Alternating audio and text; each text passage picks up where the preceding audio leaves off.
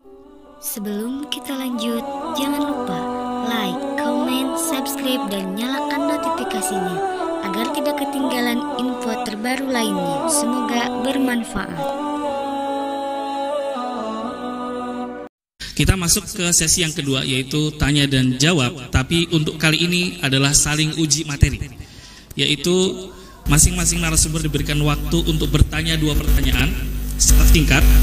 Lalu penjawab diberi waktu 10 menit, terhitung panitia, mohon terhitung dari penanya selesai bertanya, penanya bertanya. Dan saya minta pertanyaannya singkat, padat dan jelas, 2 pertanyaan saja untuk memberikan uji materi dari masing-masing presentasi yang sudah diberikan. Untuk sesi ini sekali lagi tidak ada pertanyaan untuk audiens, ada sesi pertanyaan untuk audiens yang nanti di sesi terakhir. Jadi mohon maaf saya sampaikan agar semua narasumber disiplin waktu. Terima kasih. Silakan pertama kepada Ustadz Nababan. Baik, sepertinya saya terlibat di dalam menyusun tata tertib ini. Kayaknya ke moderator kurang sampai ini. Saya mengatakan di awal, ini jangan masuk waktu dulu ini saya komentar dulu ini. Ini kita bicara tata tertib. Pertama itu kita adalah mempresentasikan materi kita dulu, presentasi. Jadi kalau Pak Pendeta Marwali tadi sudah berkomentar dulu, menanggapi, itu belum pada waktunya. Jadi saya yang menyusun kemarin itu adalah aturan mainnya 10 menit bagi pembicara itu adalah mempresentasikan materinya. Baru 10 menit yang kedua nanti itu adalah menanggapi, belum tanya jawab, baru mengomentari. Nanti tanya jawab pada yang ketiga. Jadi ini memang sudah kita tidak pernah jumpa Pak Pendeta, itu hanya by phone, belum tersampaikan. Ya kalau Prof tadi agak sedikit tidak tersampaikan apa yang diinginkan, kemudian habis waktu, itu memang wajar karena belum disepakati mungkin, karena kita nggak jumpa secara langsung antara pembicara dengan moderator. Baik. Ya, mohon maaf, saya pangkas. Sebelum acara ini mulai, panitia sudah ada kesepakatan yang fix, ya, di mana di sesi ini sanggahan, tapi bentuknya dalam bentuk tanya jawab, gitu. Jadi Anda bertanya 2 pertanyaan, nanti Anda. Saya mau komentar dulu. Saya komentar dulu, belum bertanya. Saya mau komentar. Sebenarnya karena waktu terbatas, kalau tadi Pendeta Marwali mengatakan sudah menanggapi dulu yang belum pada waktunya, tapi nggak apa-apa. Ketika kita bicara tema ini, saya masih bicara dalam konteks Islam dulu ya, karena tadi belum tidak. Tapi nanti tolong kasih toleransi waktu, enggak apa-apa, nanti beradil aja. Tolong jangan di-cut dulu sampai tuntas, nanti dihitung aja waktunya. Kelebihan waktu berikan juga kepada pembicara yang lain, mungkin gitu nanti ya. Saya mau bicara, enggak, antum enggak usah apa dulu. Antum dengar aja baik dulu. Ya, ini kan arahnya adalah saya memberikan masing-masing kesempatan yang sama. Jadi ini sudah disusun oleh panitia, Ustaz. Iya, antum tidak paham yang sama saya. Biarkan dulu kami bicara. Berapa menit saya bicara, nanti catat. Nanti gitu juga kepada pembicara yang lain. Jadi begitu maksudnya. Antum nggak usah batasi dengan yang kaku tadi, nggak usah dulu. Karena ini udah kacau dari awal ini. Maksud saya, ini antum memberikan pernyataan 10 menit gitu, Ustaz. Berikan sanggahan gitu ya. Iya, saya ini komentar dulu. Saya mau komentari. Dan saya mau bertanya juga kenapa dibatasi 2? Ya, keterbatasan waktu Pak Ustaz. Ya, agar semua dapat. Itu kan maunya kalian. Kalau saya nggak mau boleh dong. Saya mau 5 gimana? Pak, ini kan acara ini berdasarkan kesepakatan panitia. Itu saya nggak sepakat. Saya punya 5. Menyesuaikan. Malah saya ada 20 pertanyaan sih. Ya, mungkin moderator tidak usah bersitegang dalam hal ini. Antum catat saja berapa waktu bagi pembicara, nanti saya kepada yang bicara. Itu aja.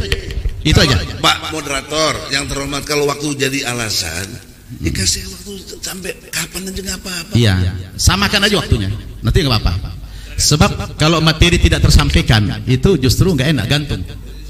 Biarkan kami pembicara ini tuntas. Nanti antum catat saja waktunya.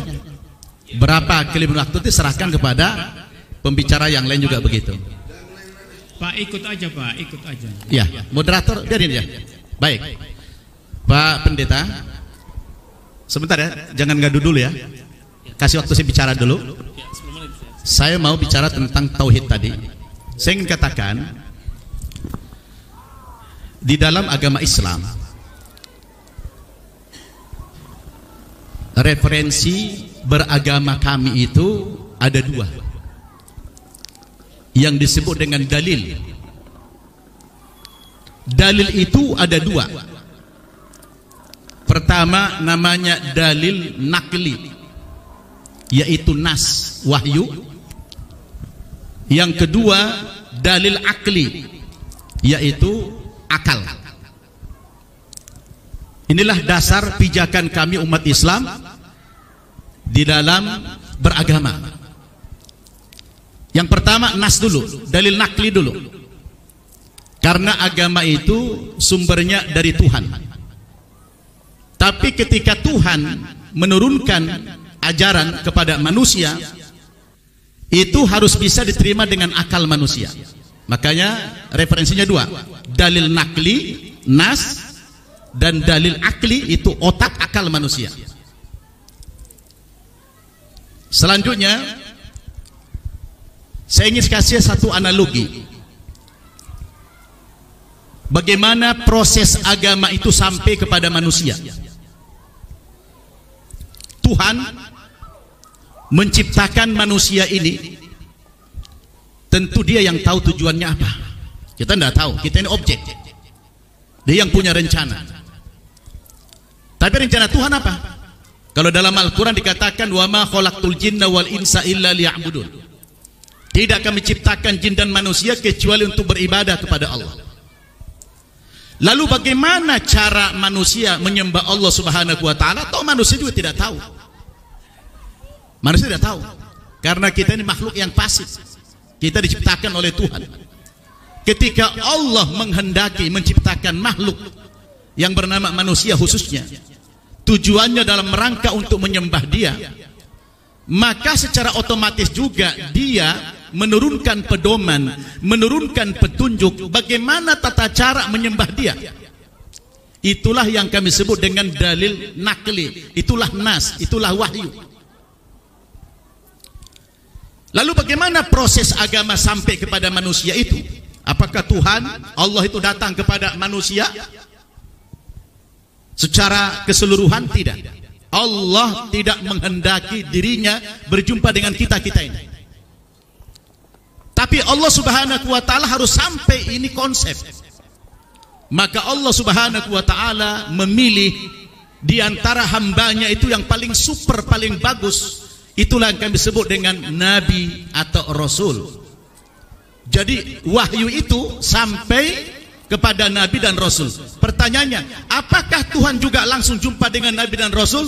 Pakai perantara lagi, yaitu melalui makhluk yang namanya malaikat. Jadi Tuhan mengatakan, wahai malaikat, sampaikan wahyu ini kepada hambaku, Nabi ini, Nabi itu. Yang wahyu ini dijadikan sebagai pedoman kepada umat manusia. Jadi begitulah proses sampainya agama kepada manusia. Saya kasih analogi supaya kita bisa benar.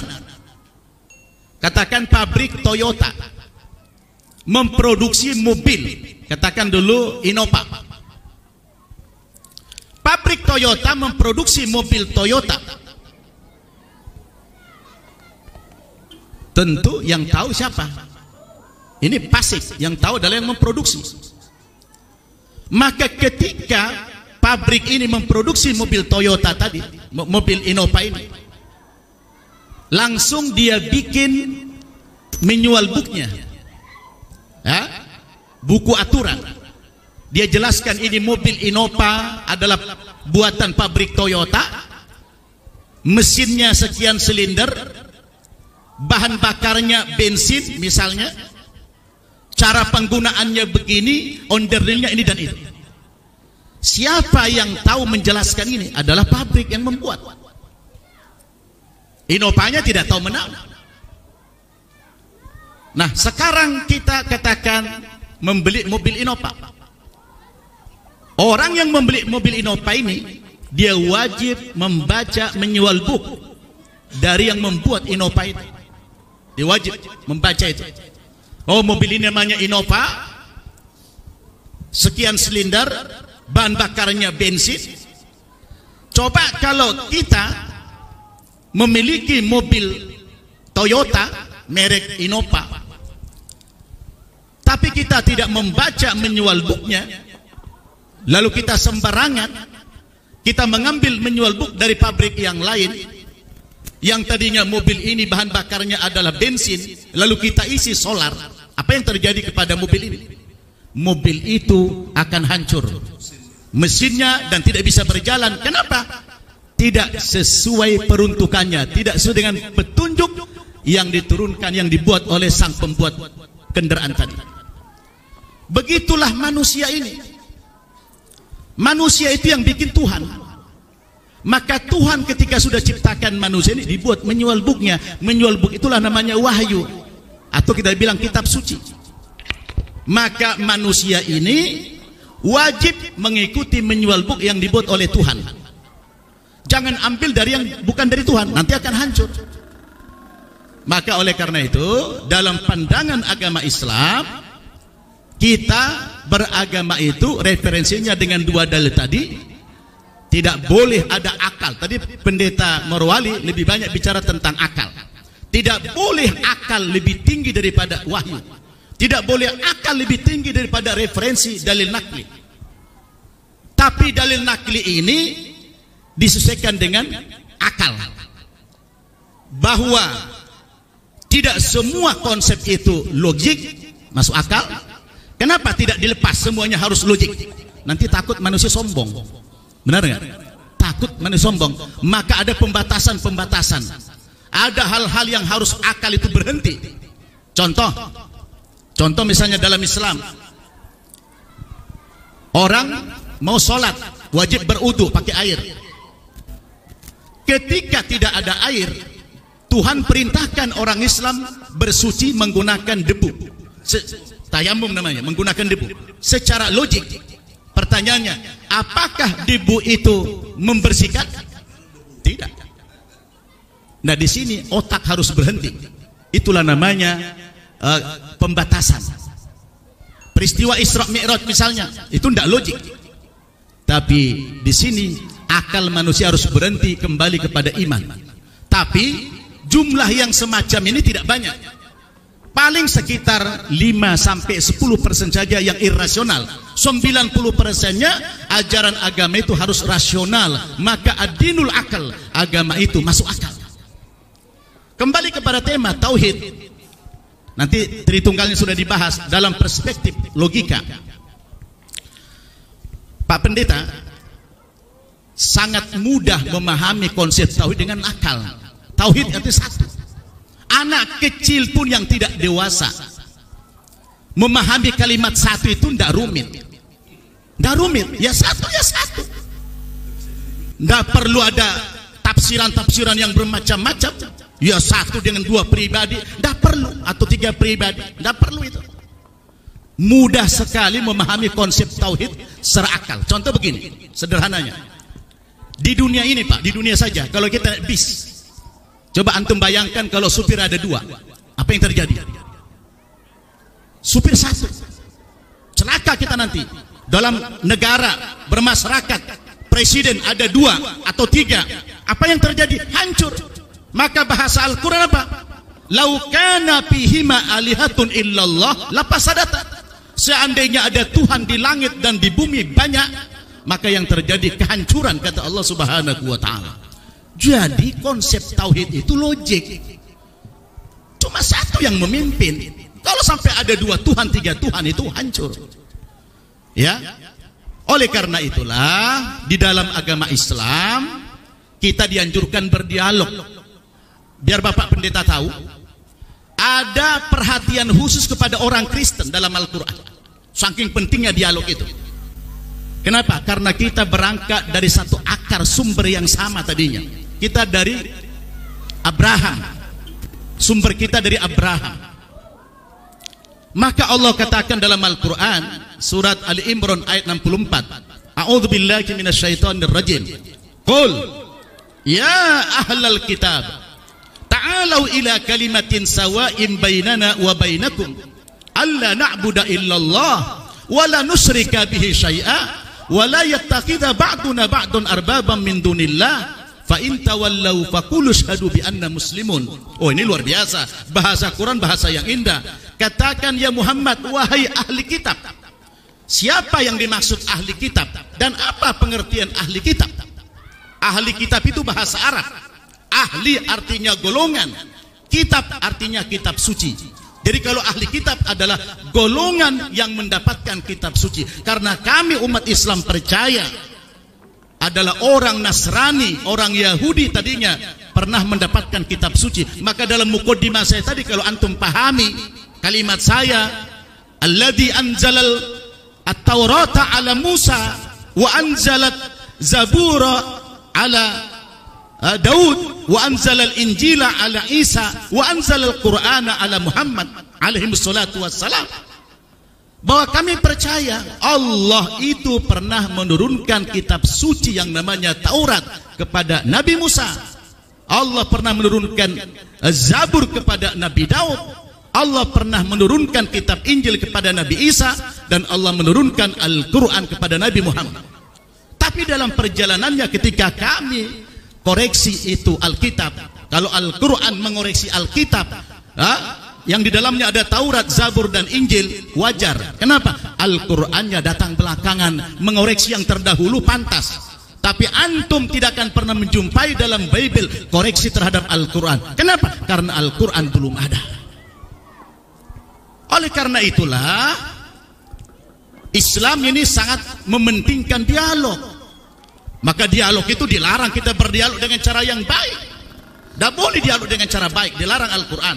Tapi kita berdialog dengan cara yang terbaik, apalagi yang buruk.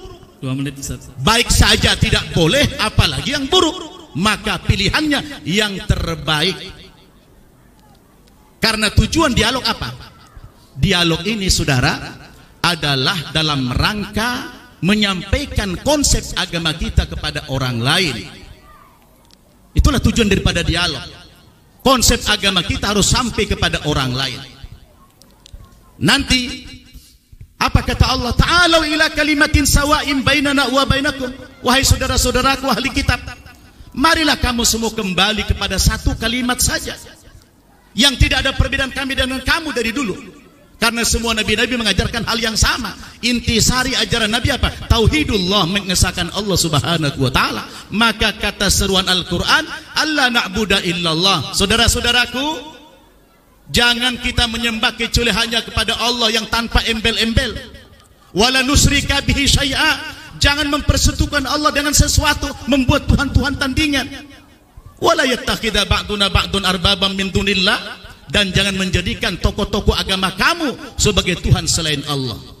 Ini kami sampaikan, fa in tawallau, kalau kamu berpaling daripada seruan ini, kamu tidak mau diajak kembali kepada yang benar ini, faqulu syahadu bi anna muslimun, katakan kepada mereka kami tetap konsisten beragama Islam. Jadi tauhid, sebentar, ini antum belum paham juga dengan bahasa saya tadi. Sampai saya selesai aja dulu. Saya tanya Ustaz mau selesai berapa menit? Targetkan Ustaz. Sebentar. Ini sudah ada rundownnya Ustaz, nggak bisa dilanggar. Allah melarang itu. Aufu bil uqud. Aufu bil uqud. Sesuailah kalian dengan perjanjian yang sudah kalian sepakati. Ya, kita kan di sini karena sepakat Ustaz. Nggak bisa gitu Ustaz. Ustaz mohon maaf Ustaz. Jadi agar teman-teman di sini juga sesuai dengan, karena di baik, silakan. Ya, terima kasih. Ustaz berapa menit? Cukup ya. Berarti sampai 16.52. Ya, silakan. Dari pihak Kristen. Ini maaf. Ini belum tanya jawab ya, masih komentar-komentar dulu, menyempurnakan yang kurang kita. Oh, ini belum tanya jawab ya? Belum. Saya udah bilang tadi urutannya itu okay. Masih menyempurnakan, masih komentar-komentar yang tidak boleh dibantah. Ya, saya bicara tentang tauhid ini. Baik. Ya, masih ada korelasi dengan tadi kan kurang tadi kan? Harusnya tadi di awal itu Pak. Pak Pendeta, saya kan harus mengantarkan dulu apa tujuan dialog ini. Jangan kaku kita. Nah, maka saya bilang ini saya jelaskan apa itu akal. Sudah ada tadi dari panitia. Ya, waktunya cukup. Silakan langsung dimulai. Dah belum. Beli dulu. Ya, dari Muslim ya. Silakan. Bismillahirrahmanirrahim. Dalam diskusi kita memang mesti ada aturan. Kesepakatan itu selesai pembicaraan itu lebih elegan daripada batas waktu. Nanti ya nggak ada urusan kalau ditambah aja waktunya lagi. Pengundang saya kan harus dihormati, saya diundang sebagai narasumber bukan ece-ece. Jadi gini, saudaraku Muses, saudaraku MYM, dalam perspektif logika, jangan lupa ya, kita ini perspektifnya logika. Yang pertama, saya mengkritisi tentang konsep Trinitas. Enggak, bukan bertanya, mengkritisi beda dengan bertanya. Kamu nggak ngerti bahasa mengkritisi. Kok catat aja kritisi dari saya, nanti pertanyaan lain lagi. Ada 30 poin tentang mengkritisi Tritunggal atau Trinitas ini. Supaya cepat ya. Yang pertama, mengacu kepada ajaran Trinitas ini dalam kekristenan menyatakan bahwa Tuhan adalah satu hakikat dalam 3 pribadi, Bapa, Anak dalam hal ini Yesus Christ, dan Rohul Kudus. Itu yang disebut Tritunggal. Konsep ini seringkali dianggap sulit dipahami secara logis. Bahkan tadi MYM menjawab, ada yang nggak bisa diterangkan. Kenapa nggak bisa diterangkan? Ya karena nggak ada ilmunya.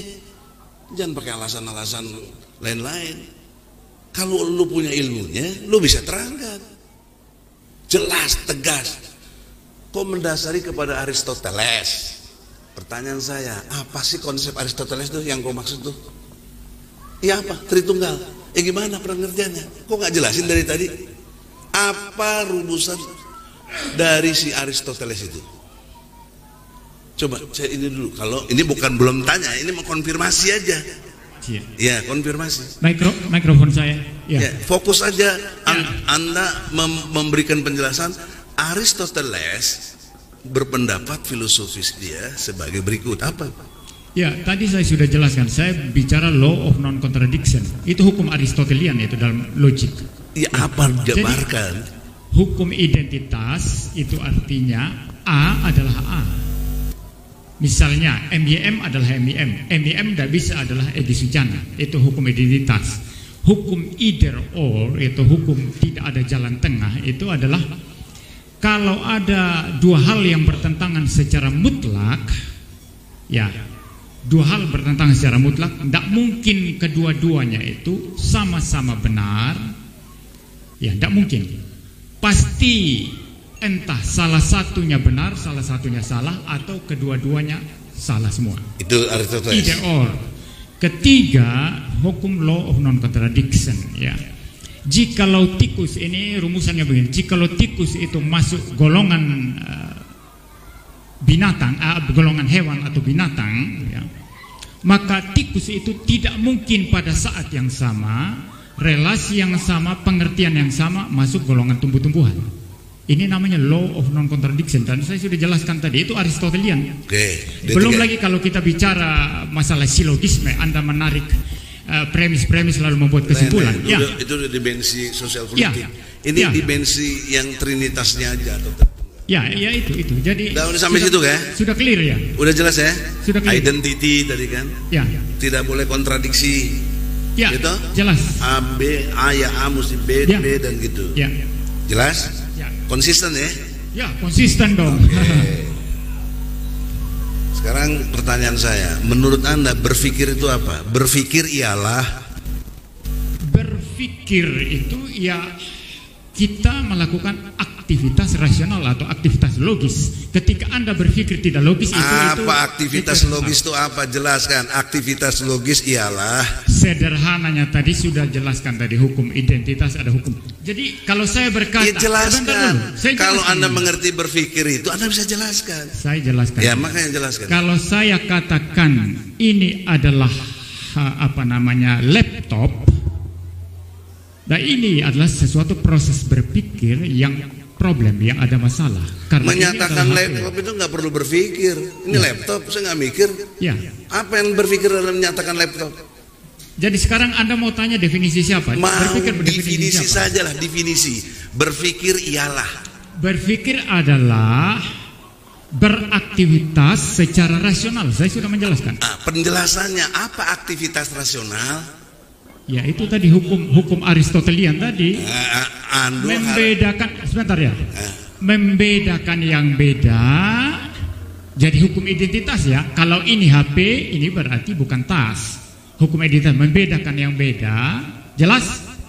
Lalu kemudian yang sama Anda harus samakan. Itu berpikir secara sederhana, itu dalam prinsip yang paling mendasar, paling fundamental itu. Tapi kalau Anda bicara nanti dalam udah dong. Kan saya udah jujur, udah jelas. Ya. Anda tadi jujur mengatakan sering lihat video saya. Ya kan? Iya. Nah, definisi berpikir itu saya yang buat. Itu Aristotelian yang Anda buat, itu Aristotelian. Dalam konteks makanya saya mau konfirmasi dengan Aristoteles. Yang Anda buat dalam itu konteks Aristotelian. Memformulasi. Jadi gini. Iya dong. Gini. Oke. Saya formulasi begini. Saya tidak mengikuti berpikir Anda. ialah kita sama di sini. Ya, tapi karena mengacu kepada Aristoteles. Kemampuan untuk membedakan yang beda, menyamakan yang sama. Ketika menyamakan yang beda, dipastikan orang itu tidak berpikir. Tadi Anda sudah jelaskan. Nah sekarang kalau konsisten dengan demikian, konfirmasi Trinitas, bukan bertanya ya, konfirmasi kritis. Saya bagi 3 bagian. 1, kontradiksi logis dalam Trinitas. Apa yang kontradiksi logisnya? Ada 4. 1 tapi 3. Jika Tuhan itu 1, maka tidak bisa dalam waktu yang sama menjadi 3 pribadi yang berbeda. Jadi anak kecil itu dijelasin. Yang kedua, nanti Anda harus jawab dengan detail juga ya. Beda pribadi ya, dengan berpikir ini kan beda nih. Tidak boleh yang beda disamakan dengan yang berbeda. Beda harus sama dengan yang beda. Sama menyamakan yang sama. Menyamakan yang beda atau membedakan yang sama pasti blow on gitu loh.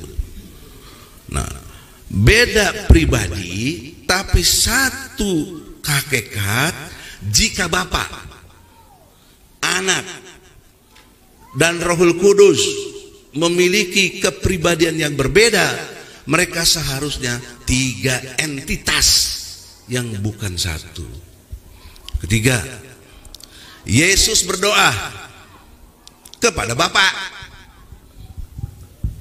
Jika Yesus adalah Tuhan, mengapa ia berdoa kepada Bapa? Bukankah Tuhan itu tidak perlu berdoa? Dia ngabulin doa. Yang keempat, Yesus tidak tahu hari kiamat.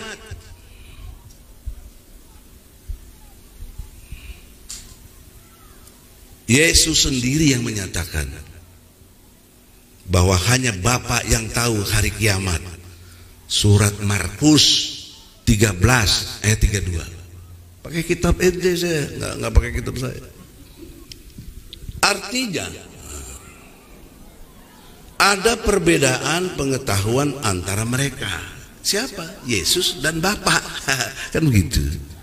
Soal kiamat. Kenapa Yesus nanya ke Bapa? Kan Yesus Tuhan. Tuhan harus tahu segala sesuatu. Namanya Tuhan. Itu yang saya maksud absolut. Yang keempat, yang kelima, Yesus mengaku sebagai utusan. Ingat loh. Yesus mengaku sebagai utusan. Yesus menyebut dirinya diutus oleh Bapa. Di mana? Yohanes 17 ayat 3. Semuanya ada bos. Saya ini advokat, jadi dalil harus kuat, nggak boleh omdo aja. Ya. Artinya di sini jelas Di Yohanes 17:3 itu Yesus itu bukan Tuhan dong. Itu logikanya. Ini belum bertanya bos, masih mengkritisi. Nanti pertanyaan ada 20. Bener bos. Ya bangga, tambah dong. Kenapa alasan waktu? Kalau nggak bisa jawab jujur. Profesor kuat nggak sampai? Jujur, bener adil. Semua nggak tahu. Selesai. Yesus ini jujur loh, nggak tahu soal kiamat, tidak aja sama bapak. Sebenarnya kami tuh pengen tahu apa itu tauhid, itu jelasin dulu kita mau ngapain ini, tema ini kita bahas. Kalau gini, oke, ya, ini Brother Moses, kalau Anda cukup cerdas, saya menjelaskan absolute, distinct, unique. Saya jelasin surat Al-Ikhlas tadi, itu tauhid. Cuma kalian ini nggak cukup cerdas memahami itu masalahnya. Udahlah, saya tidak bermaksud ya. Kalau Anda nanya, Pak Profesor, begini. Kalau saya mengatakan Anda nggak ada 1001 alasan saya mengatakan Anda nggak cerdas. Nggak apa-apa. Dengan ikhlas saya terima Egy tidak cerdas. Tapi apa argumentasinya? Jadi saya ada argumentasi dari tadi. Nah, nanti belum waktunya dong. Kan saya masih. Ya artinya konteksnya sekarang kan saya masih konsep waktu, belum tanya jawab. Maksudnya Pak Moses. Coba Pak moderator dulu. Sebentar ya. Moderator, kembali ke moderator. Oke, Anda mau terasi lagi soal tauhid? Selesaikan waktunya, semua harus sama, adil. Kanan atau kiri saya tidak boleh. Oke, saya kan belum selesai. Tapi Anda tidak disiplin waktu. Hah? Anda harus disiplin waktu. Itu Anda bukan Tuhan, gua ngelawan lu. Tuhan. Ya udah jangan ngatur-ngatur. Mendingan kadar lu jadi enak gua. Ngapain nih pakai moderator gini? Kau ini. Oke, waktunya jalan terus. Oke, lanjut deh. Itu baru berapa? Nanti aku catat aja lah. Pakai catat. Kalau nggak cukup waktu, tulis lah, bikin tulisan. Jawab yang jujur. Ya, ntar gue kirim. Ya. Yang selanjutnya, ketergantungan pada Bapa. Yesus berkata, aku tidak dapat berbuat apa-apa dari diriku sendiri. Yohanes 5 ayat 30. Ini menunjukkan bahwa ia bukan Tuhan yang maha kuasa. Yesus loh diakui di Yohanes. Kok beriman gak sama Yohanes ini? Yesus pernah lapar dan haus. Tuhan tidak memiliki kebutuhan fisik mestinya, tetapi Yesus lapar dan haus. Matius 4 ayat 2.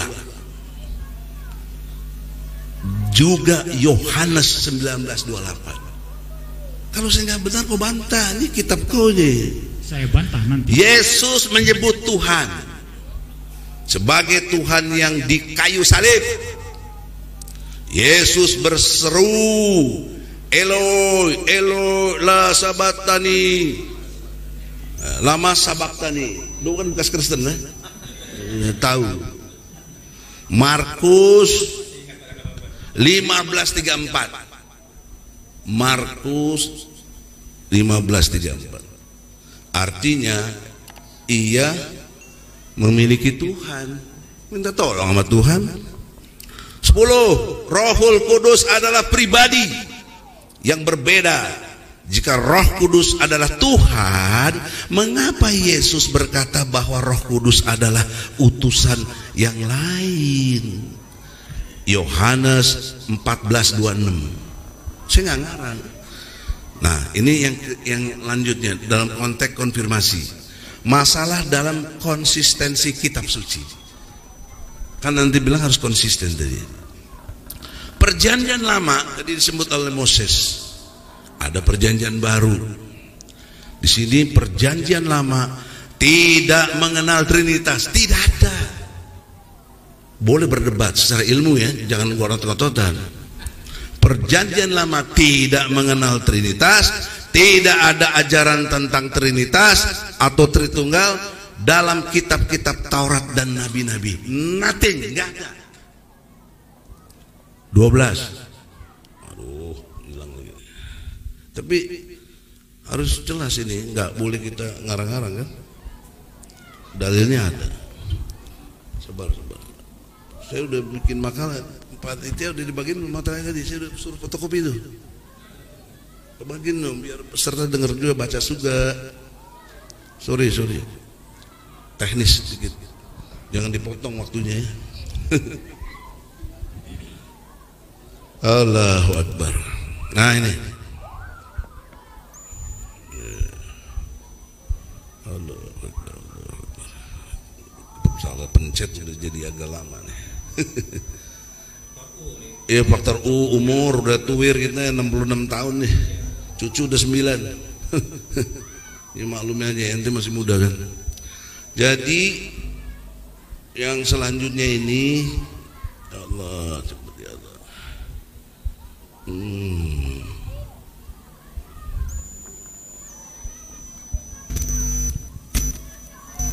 Aduh. Kontradiksi logis dalam Trinitas sudah tadi. Sekarang kontradiksi dalam konsep Trinitas. Satu, jika Tuhan itu satu, bagaimana mungkin dia terdiri dari tiga pribadi yang berbeda, Bapa, Anak, dan Roh Kudus, tetapi tetap dianggap satu. Jika Yesus adalah Tuhan, mengapa dia berdoa kepada Bapa? Apakah Bapa berdoa juga kepada dirinya? Jika Bapa, Anak, dan Roh Kudus setara dengan Yesus, ya, mengapa Yesus berkata Bapa lebih besar dari aku? Yohanes 14:28. Jika Yesus adalah Tuhan, mengapa tidak mengetahui akan hari kiamat tadi? Dia bertanya, kan begitu. Nah, sekarang kontradiksi peran. Saya ulangi, peran dan keberadaan Yesus. Yesus adalah Tuhan. Mengapa dia lahir dari seorang wanita, Bunda Maria, dan memiliki awal keberadaan?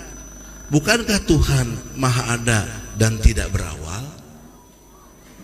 Jadi kalau Tuhan di sini konsepnya ngebrojor dari selangkangan, masa Tuhan lewat selangkangan? Bagaimana sih begini?